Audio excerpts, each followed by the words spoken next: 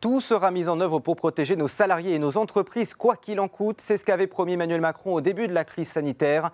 4 mois plus tard, la France ne semble plus compter les milliards pour tenter de relancer l'économie. Le gouvernement a mobilisé près de 500 milliards d'euros en dépenses publiques, aides ponctuelles et garanties de prêts. La dette publique va donc atteindre des sommets. Regardez ce graphique. On passe d'une dette publique qui représentait 98,1% du PIB en 2019 à plus de 120% du PIB selon les prévisions du gouvernement pour 2020, une hausse de 20 points, donc c'est plus que lors de la crise de 2008-2009. Mon invité Christopher Nembik, vous êtes économiste à Saxo Bank, spécialiste de l'Europe et du Moyen-Orient. Alors on parle d'un gouvernement de droite, mais des réformes phares comme celle des retraites et de l'assurance chômage ont été décalées. C'est une politique keynésienne comme rarement la France en a mise en place, qui est donc lancée. À un moment donné, qui va payer cette facture ? Alors je sais que c'est un peu en France toujours une inquiétude très importante sur le niveau de la dette publique.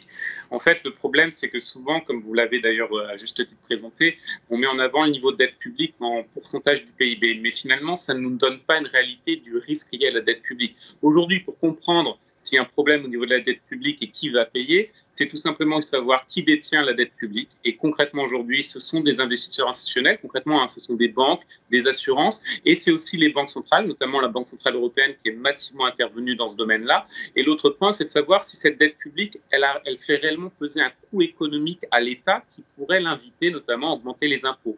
Aujourd'hui, la charge de la dette, donc ce que paye l'État sur sa dette en termes de taux d'intérêt, représente environ 1,3% du PIB. C'est extrêmement bas. Donc aujourd'hui, on n'a pas de problème de dette. La Banque centrale européenne, elle envoie un message très clair au gouvernement. Aujourd'hui, les circonstances sont telles que vous allez devoir emprunter de l'argent pour faire face à des dépenses qui sont exceptionnelles. Et afin que justement cet emprunt sur les marchés financiers ne pèse pas sur l'avenir et notamment n'invite pas à augmenter les impôts, et ben la Banque centrale, elle s'engage à racheter quasiment l'intégralité de cette dette. En matière de relance, est-ce que le plan de l'Union européenne sera suffisant pour relancer la machine ?